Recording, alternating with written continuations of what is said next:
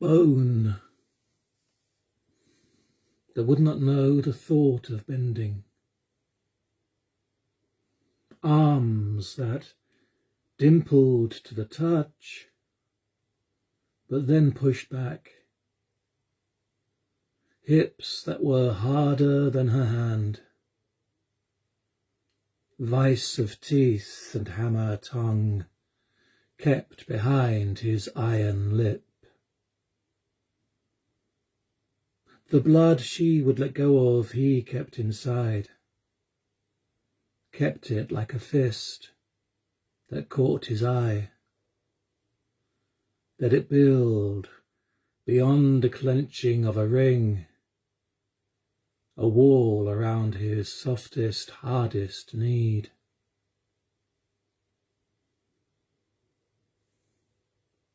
That such a rock should dissipate beneath the sea, that such a metal melt away within the sun, and such a dream disappear within the deepest sleep, that such a death by such life should be overcome. His inside sprayed across the night like stars and done. She found his hardest part was his softest one.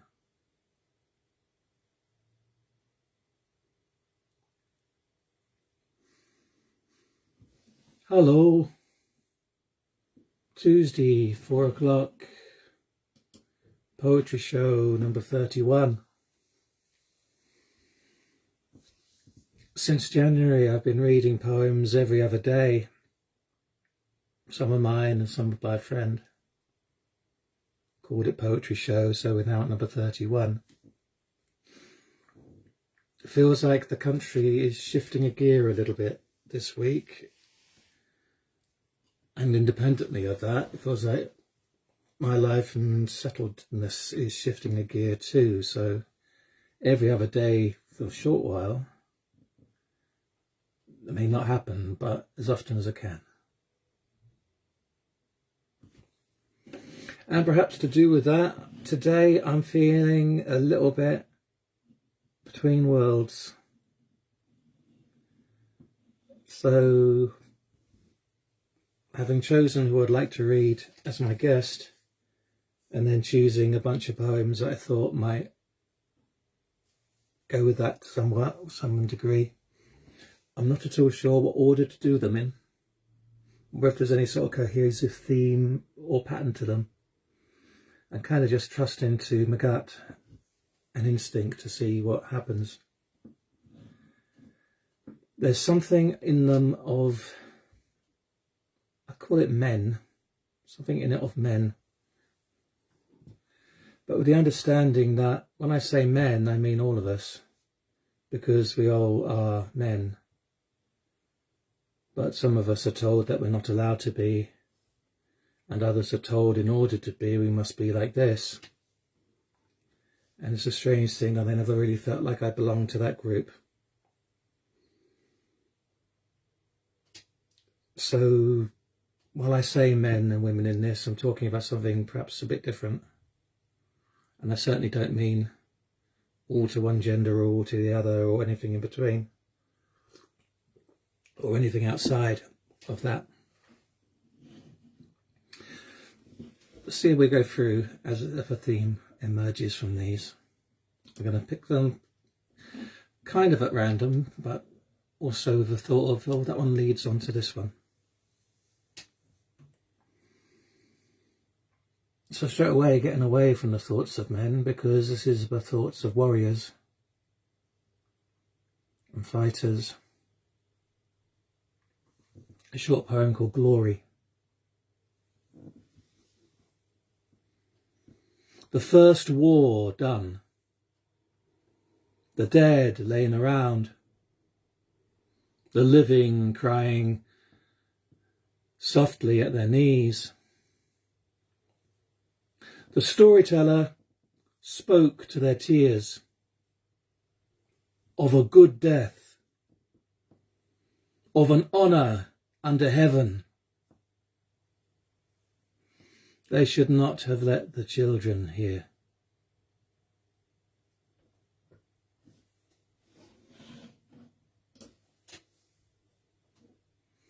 Perhaps that's to do with learning how we should be as we're growing up. When the most desperate thought to ourselves is, how do we stay alive? There's a few other poems coming about heroes and warriors. I'll come to those in a bit.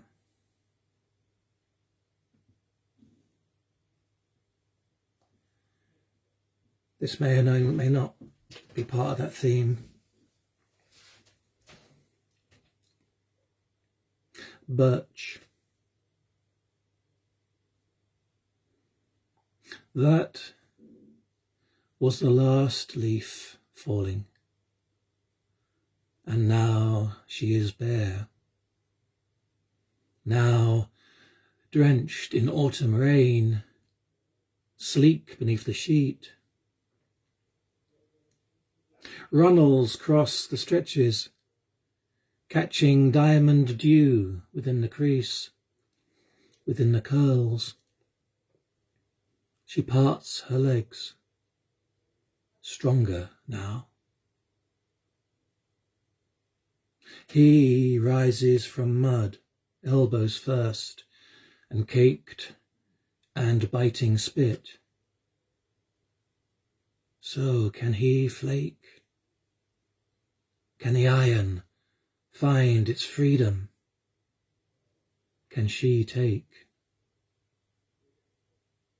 Rain sticks to ribs, pools behind each clavicle, and etches lines across his thigh, his sack. Before they touch, the fire screams beneath the hill. Beneath the stone, the chasm licks its lips. And how the fabric settles, skin of leaf upon the earth.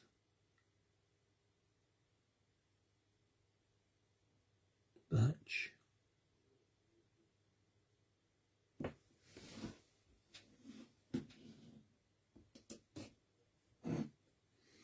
How you doing?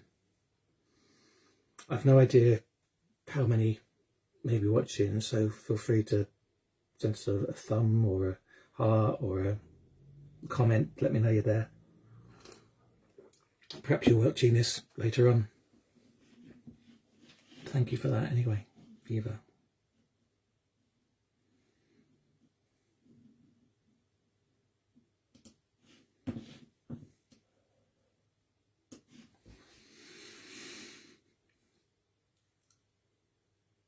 The thought of there being a hard outside. There's a few of those come in this selection I'm going to read.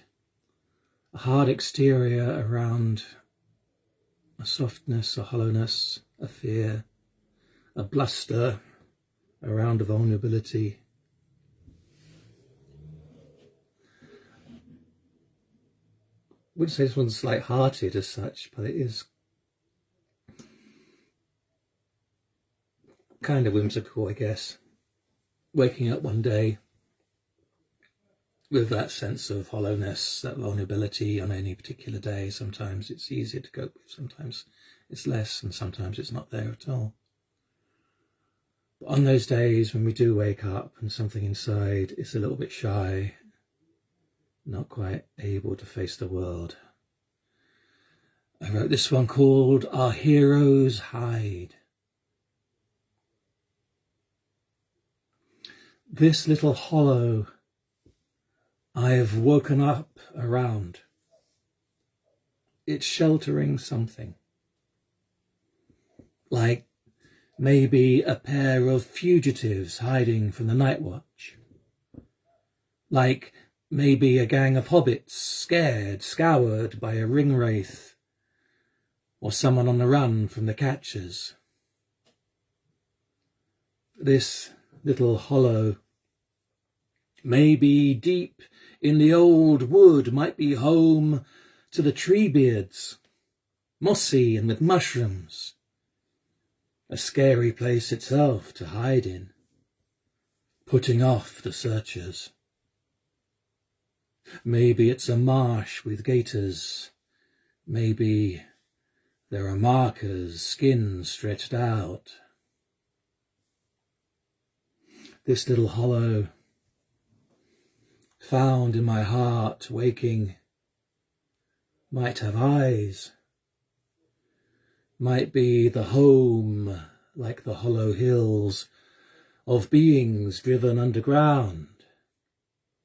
I fear for the ones chased into forbidden territory, hiding this forgotten hollow, no sanctuary. So who's the hiding? Who's the hid? Dare I go look? Am I pursued? Or am I a pursuer? Here in the hollow, hoping the light might be Galadriel approaching through darkness, not a witch's window in a sugar hut, or a rundown cottage on a chicken strut.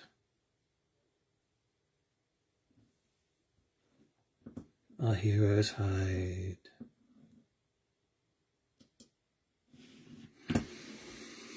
So,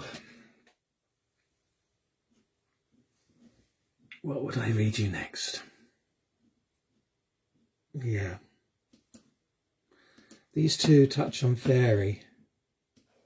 I find the idea of fairyland appears quite a lot in recent poems, and I'm still reflecting on what I mean by it.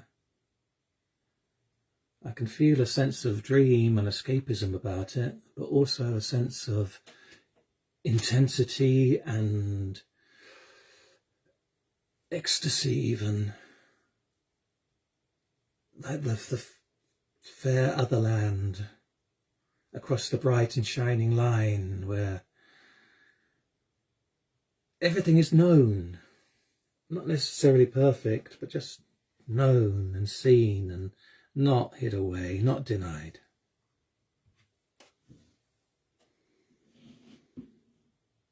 So I'll start with this one called Otherworld. No,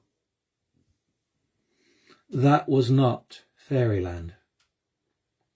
Too much iron. Too much spilt blood. The border was neither fine nor shining. Blade, it was blade. But the ringing, singing, ringing swoop of missiles flying, that is a land just as hard to return from, just as hard.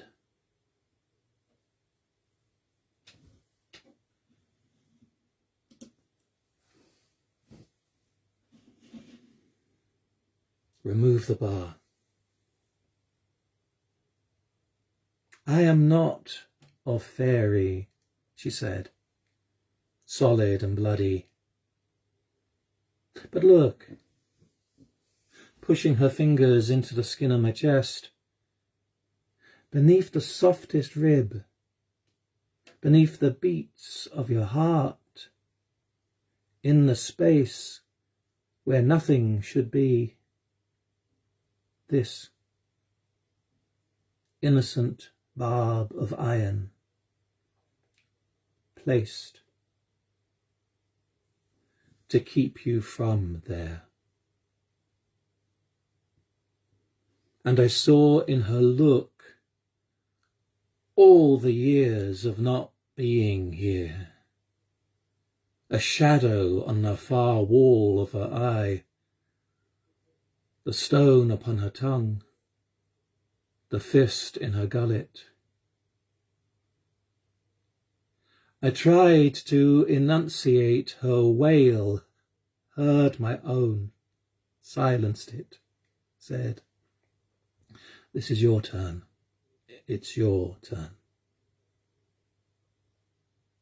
I took from her chest a flat emerald, held it up to the sky.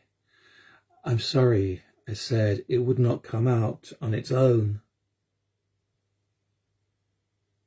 The rest of the world had gone. Just a dark storm of what was to come after. For a moment she took my hand. For a moment the centuries stand. "You can go there now," she said. "The bright land awaits you." And she ran, smiling.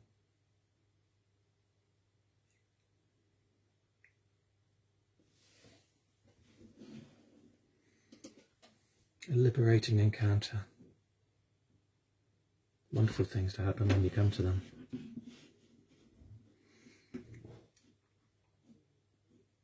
Two more, I think, before I read for my special guest. I wrote these two around the same time. Do they come one after the other? I'm not sure. If they do, I don't remember what order. Oh, no. Okay, this one. "And he said, 'There will not be room enough in the world for you till you find it here.' Fingers pressed into the bone between my breasts, and while my flesh rose at his touch, still my shoulders closed down, and I stepped away. My head was still too much weight that day. He is gone now, all but that fingertip touch. I have lived much since. There was a storm. Sky ripped, blood splayed, tears fell. But inside, room was made. I cannot tell you how it felt.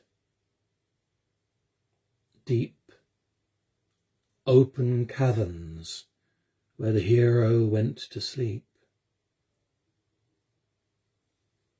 Struggles with the chains left from grieving.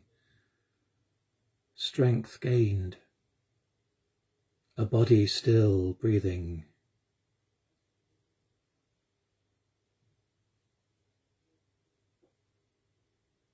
And she said, "You cannot speak it here. There is no room for such." Then where? They took it to the void. The earth fell away at their toes.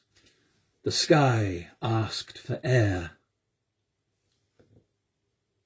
It was spoken, falling out of the mouth like unspooled threads with no one to hear. And they turned, one on the other's shoulder, weak from the expelling, grateful for the care, feeling that the void now resided in the spaces by the heart, while somewhere near, unseen, in assumed emptiness, with the words all spoken, a new world there.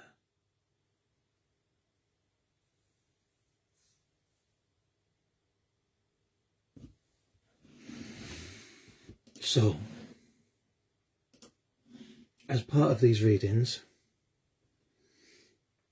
in lieu of having a special guest, I've been incorporating reading some of the published works of some friends of mine. And today I would like to read from a book by my friend Rose Solari. Her book Orpheus in the Park. I met Rose in London when we performed together, and bought 2 of her books there and then, and I've thoroughly enjoyed reading and rereading them since then. In a similar way to me, she writes a great deal about mythology, although hers tend to be of the classical Greek and Roman. But when she does, she blends so beautifully, to me, the story of the myth, but also it's as if, you know, while she's talking about God, she's also talking about us. And so the 2 that I'd like to read, the first is called Achilles on Shore. Achilles is the Greek hero, famed as being the greatest warrior, certainly at the time of Troy, was there fighting against Troy and died before the walls.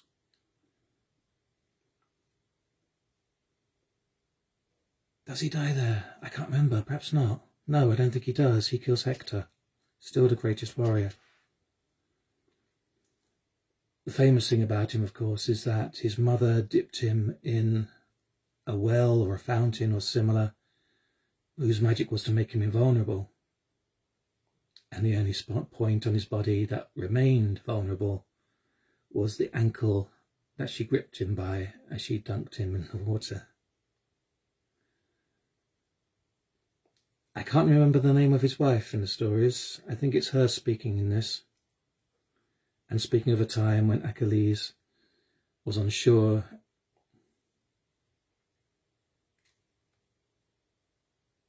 Tougher than hands that have carried heavy ropes all day in the summer sun is the heart that feeds on itself, incapable of solace in the outer air. Harder than most will be the man who knows that in only one place is he weak, and who allows his lover to see that once, and by accident. On deck, he feels the serious world surround him, knows the water that rocks his dreams is the water that carries him out beyond the reach of her voice or her heavy heart. Inside the silence of other men, inside his armour, he is most free. Hear what the world will say of him later, his muscles carved into marble, his words on the city's walls. Hear how the women will dream of making him soften, like butter for baking. She could have told them a few real stories, spoken of the price she paid for igniting more than desire. She knows more than he does of this particular kind of war, of how the map we make can betray us, turn us another way. Tonight in his bed made of skins taken from other warriors, tonight in her silk, she sees their farewells written tight in the script of the gods. Mortal women cannot compete. The legends are full of those who tried and lost more than their lives, turned into trees or stones or animals. They call out at night to each other, remembering love like fruit gone to rot in the damp island air. Tell me a story, she says. But he is near empty of words. However full his heart, he will never be able to loose its weight in language. He will hurt her tonight, she knows, and then say he is sorry. Tomorrow the boats pull out again. There is always another war. And when he returns, if he returns, he will be somebody else anyway. They say she should be grateful for whatever it is she has got. For him, loving and killing are part of a single song, the one he sings to himself to lull them both to sleep. He will blame her later for listening and for remembering. For now, he presses her head against his chest, feels the tears he does not cry slip down her face. She puts her ear to his heart and listens. How the beat of the world grinds through his very blood.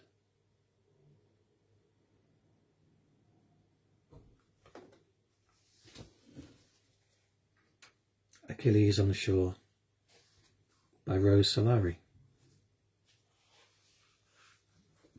The second one from this collection, Orpheus in the Park, which obviously has a few poems touching on Orpheus, but also includes Persephone, Cupid, Psyche, and this one, Hephaestus and Hera. Hera is the queen of the gods, wife to Zeus. Hephaestus is her first child, and I believe he is born flawed, imperfect,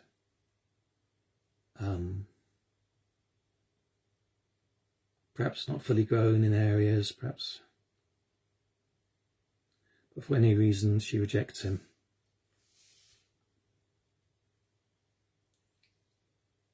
How could she abandon the boy who only asked that she protect him from his father? How could the mother throw up her hands, cast out the child she'd made to help her in her loneliness? For already her husband wanders, ignores the plaintive tone of her voice, turns the sounds that not so long ago had won his heart against her as he heads for the door. She covers her swollen eyes with layers of makeup, and now she looks at the boy she might have loved and sees only herself, what she has become, pathetic, miserable, a devoted wife turned to tricks beneath any courtesan. For what is a child, after all, but a string that attaches mother to father? How could she believe she could make something perfect all of her own? In the dark, she leads him outside, walks, holding his hand, to the edge of the cliff, fakes one step as if into the air, and then, when he follows, lets go of his hand. As she returns to her room, she covers her ears from his cries, and he uncoils his body from the crumple of his fall, touches his injured foot, and stares up at the place from which his mother's face still fades between the stars. There are losses we cannot allow ourselves to know. For now he begins to work a fallen branch into the shape of a splint for his foot. Then he changes his mind and begins to make something called art.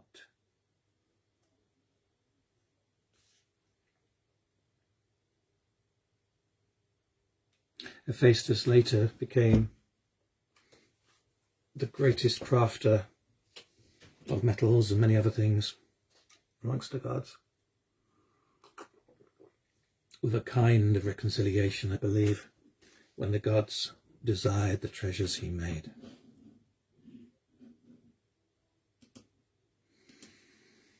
And that is from Orpheus in the Park by Rose Solari, and I put the details of that into the notes when we're done. Who's here? I wonder if I can see anything of Freda. Hello, was it Freda? Hello, thank you so much. Hope you're okay. So,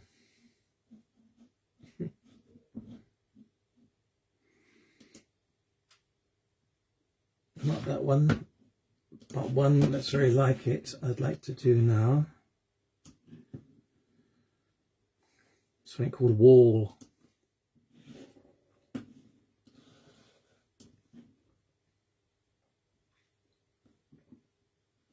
Hard to let go of the hard. Hard to let go of the steel. Hard to get out of the enclosure when you are the wall. When there's no real release. When the blood keeps going round, when the blood keeps going round, unless you take a slice.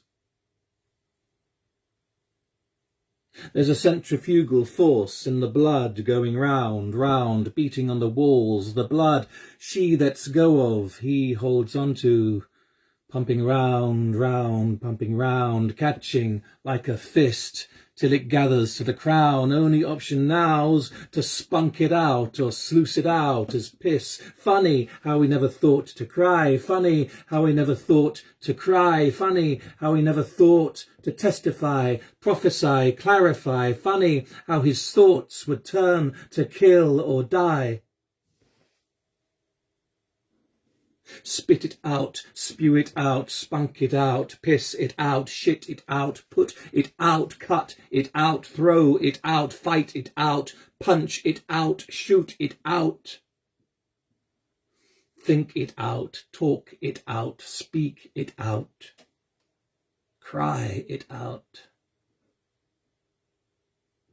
No give in the muscle, no softness in the flesh, no in within the look, and flat where the rest have curves, no mother in his body, just a distance, no bend, no release from the iron till the whole fucking thing is broken.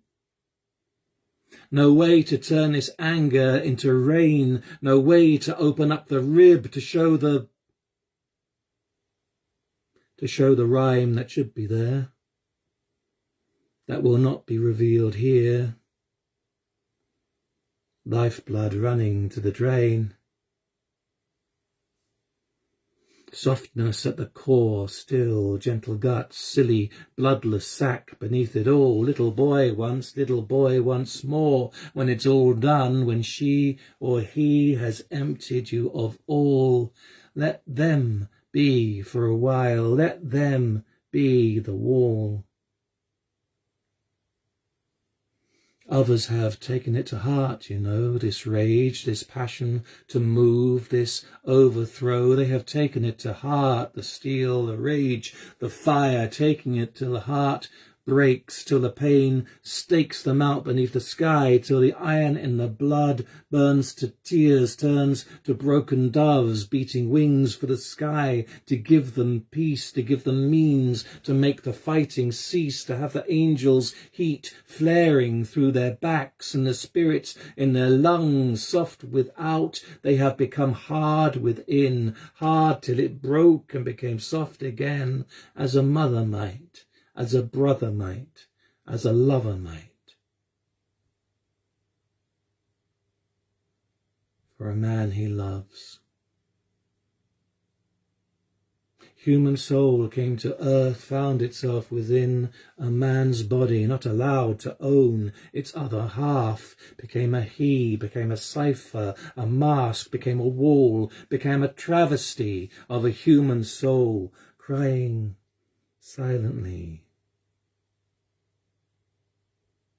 till you come to nothing and find yourself still something. Strength is not lessened by humility. Steel is no less steel for looking at the sky as if into a daughter's eye and saying, "You are stronger by far than I. And though I am strong, I can be wrong, and I know that you and he and she and they knew that all along." There is a world beyond the wall. Once it was your mother, now it is your sister, your brother, whoever you may call lover. But always something so much greater than you, waiting for you.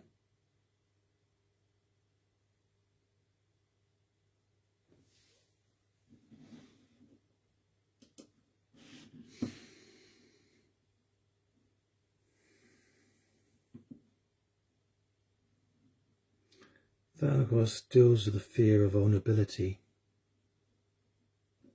which we all have. Though it's a common tactic that if you see vulnerability in another, it's recommended that you attack. That's what we do. And so we carry on not being vulnerable. We attack the vulnerable. We're attacking the vulnerable at the moment.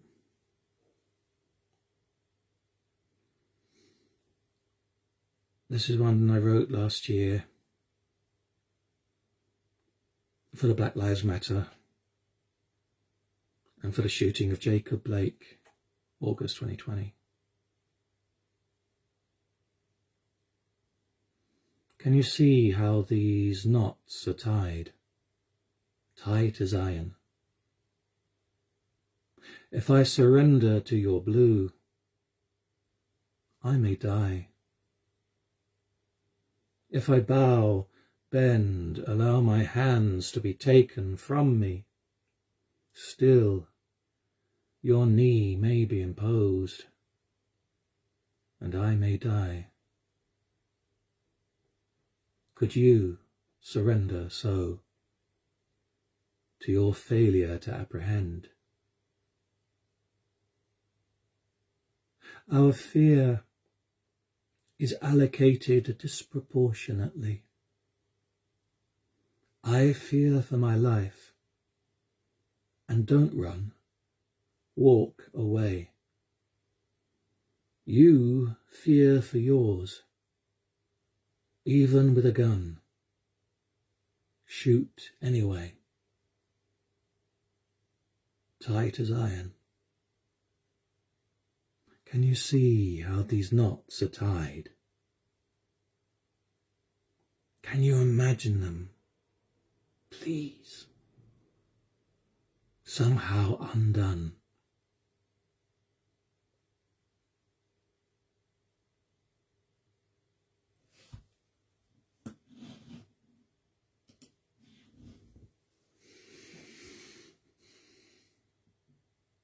Attacking for the fear that we may be made vulnerable.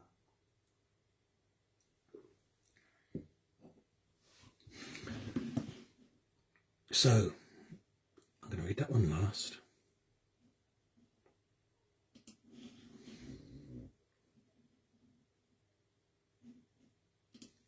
And I want to read that one. I shall leave that one. So that's 1, 2.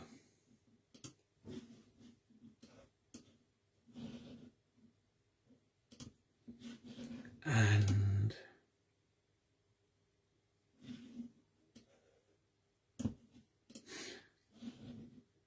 before that, 2 others. 2 called Hera.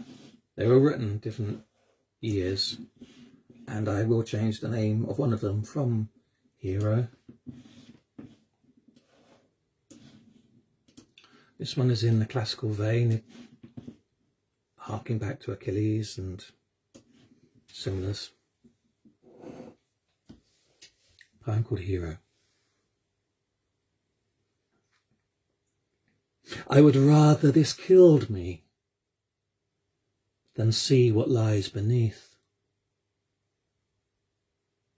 Many skeletons said that, as the hero passed by, sword heavy in the fist. But as she pressed the blade point first through the heart of the beast, many-headed, and then slumped bloody bites in her breast, finding herself in life unexpected, all the bitter tongues stilled. You tried, she said, saw, came armed, died. Take your rest.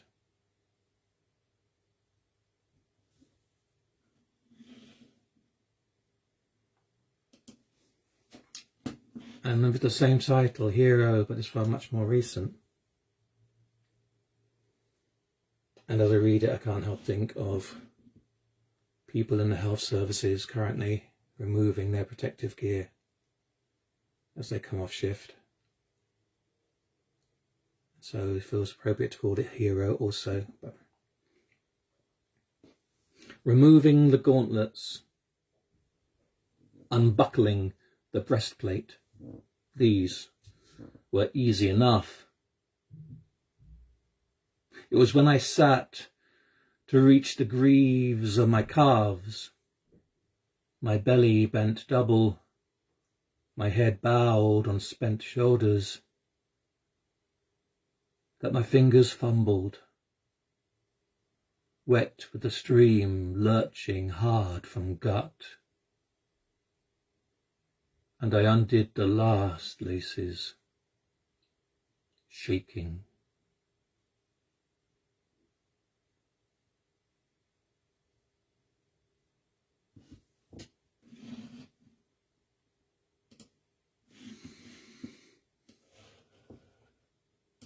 Two more I'd like to read before we're done.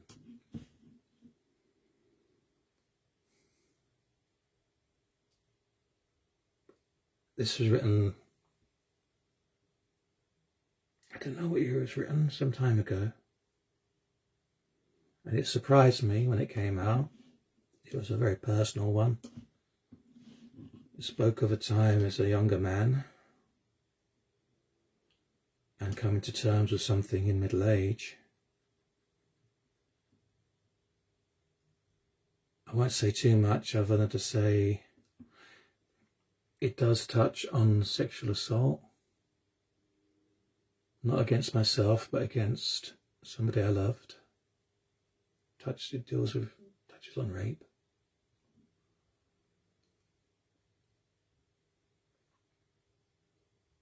But perhaps it's one step away of how it's the effect of it had upon me, that this has happened to them. If you can bear with me for indulging that. Called it Scratch. I'm not sure if it's its final title yet. Scratch. Something's scratching beneath my heart, wanting out, sharp as cats, and a lot of them at that. And I'm thinking to make a joke, though I think my lips would break and fall flubbery to the floor. My eyes would drop beside them in the dust and feel much wetter than before. And I think a hand upon my skin would scald, and any kiss would suffocate, and I would gag, appalled by the thought of someone fancying me. So I'm drawing back again, so much further than I thought, and so much further I can see my back approaching, and I'm grinding words between my teeth and petrified, remembering a time when my heart was in my fingertips, tracing a love line on your skin, when I was beautiful enough for you to let me in.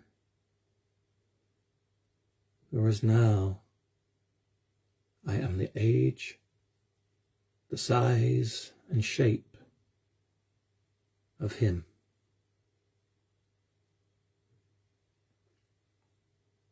I cannot hate you, because hatred comes from love, and so does rage. But this loathing, she was a girl, she had joy, she had hope, she had a spirit you could not destroy, but you thrust it into darkness. Sick. Spider nightmares on the matte black walls, coffin lids on the floor, black eyes, black lips, black nails. I wish I had the nails, black enough, long enough to bury this loathing in your heart.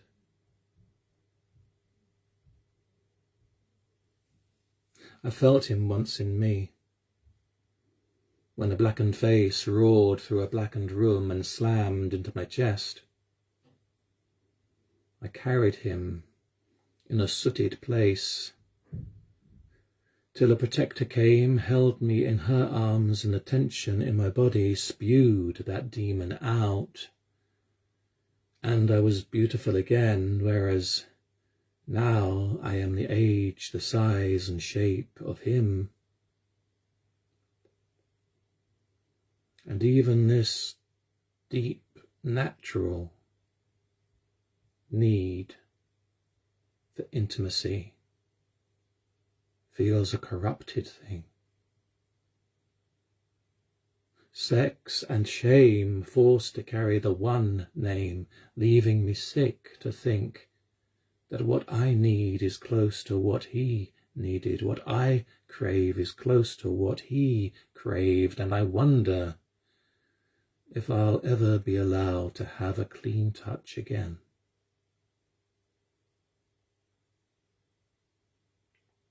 The cats are quiet now, all scratched out, though never happy. I could not make a joke. She is living now, happy somewhere, wife and mother, and so much more. I am thinking I was beautiful then, beautiful enough for her to let me in, whereas now I am the age, the size and shape.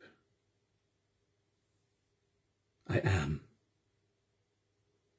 and never anything like him.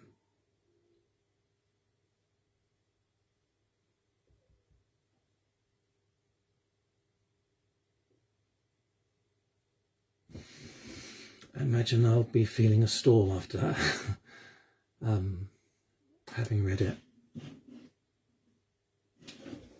We'll see. Repercussions when we shift the stones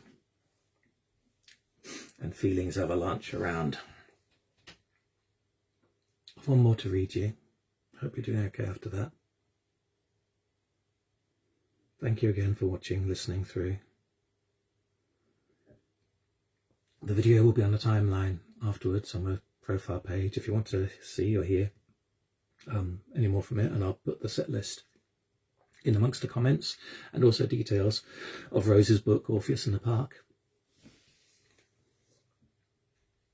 And a lot of these poems have been about the interplay of, for want of better words, the male and the female, the man and the woman.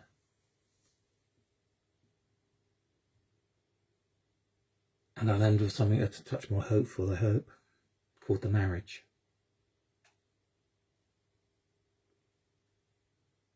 She carries silence on her like a fine perfume. He wears it like a silk. And every motion, look, or stray of hair becomes a moment of pure meditation. Oxygen translating from the air to the rapture of the lungs. Such a quiet fire, falling through a sky that also falls. I imagine when they kiss will be a time of peace upon the earth, and when they join, will be the world cracked into a new world. Might such a gentle touch run soft as time across the skin? They prove it can. They prove the interlock of cells, that the space between the atoms also breathes. Explosion of man, concentration of woman, and I, mere mortal, crying hard now for those times. Life and I each going our other ways. They prove it can.